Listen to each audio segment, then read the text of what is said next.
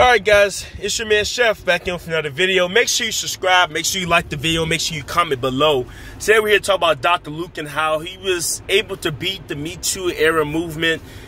Despite Kesha coming out against him, although she no longer works with him on direct studio albums and projects, she still signed to Dr. Luke to this day. As I found out, she still signed to Kesha Records through her RCA record label deal. So essentially Kesha's fucked for life because she's still stuck with her alleged abuser slash rapist.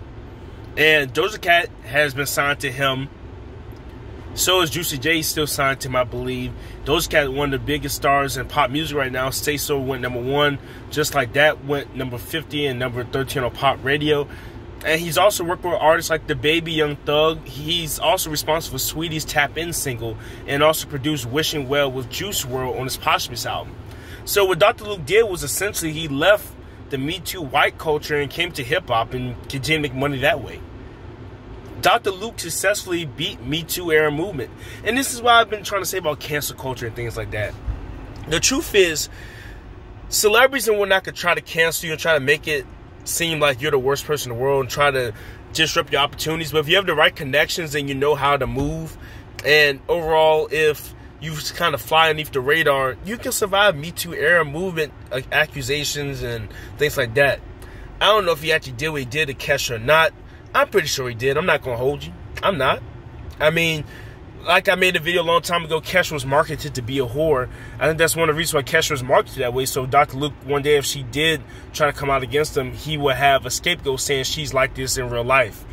And she was young. She wanted the contract. I'm not going to deny that it happened.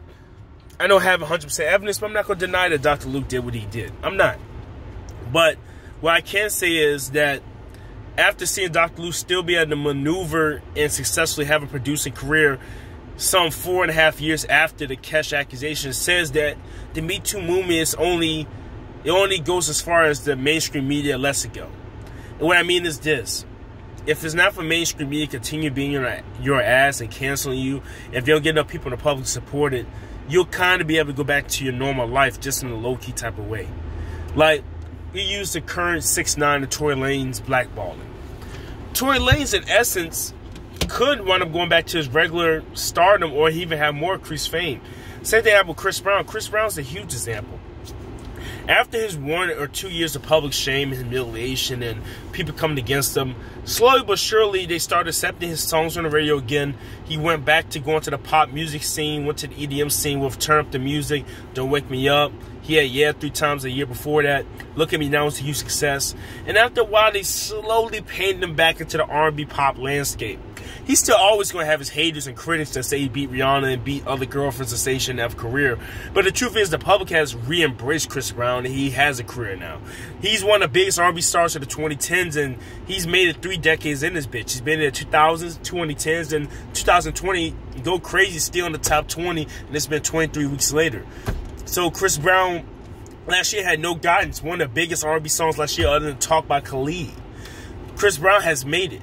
Tory Lanez, although it looks heavy right now, if he somehow gets through the case, whether he's guilty or not guilty, whatever, and he does a decent time served, or if he does get convicted at all, and slowly but surely he wiggles his way back into the favor of some articles and blogs, he could potentially have a career.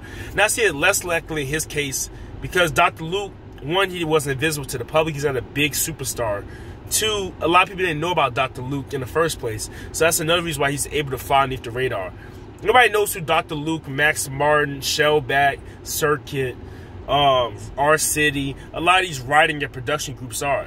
But they're behind a lot of big hits by Maroon 5, Britney Spears, Katy Perry, The Weeknd, Ariana Grande, and more. Nobody knows who these guys are because these guys are the guys behind the scene. So that's why it was easy for Dr. Luke, because when you're not known in the first place, you go back to being not known. Matt Lauer, Bill Cosby, and the rest of these guys were known. Now, Harvey Weinstein, the reason why it was harder for him, and eventually it led to his demise, because it was the power of numbers. It was, well, it's his public perception, the power of numbers, and plus he'd been mentioned by celebrities at multiple award shows so people know the name. So it's not like he was unknown. Dr. Luke is kind of unknown, period. He doesn't have a production tag on the beginning of his videos like Mustard on the B-Ho or Michael Amid. He doesn't have any of that. And, I mean, he's part of the community, that JEW community that looks out for one each other. He is one of those JEWISH people. Just putting that out there. That's another factor. We can't get into that in this video, but that's another factor. Make sure you like, comment, share, subscribe. I'm your man, Chef Off the Dome, giving you new knowledge and insight pretty much twice a week. I'll see you next time. Peace.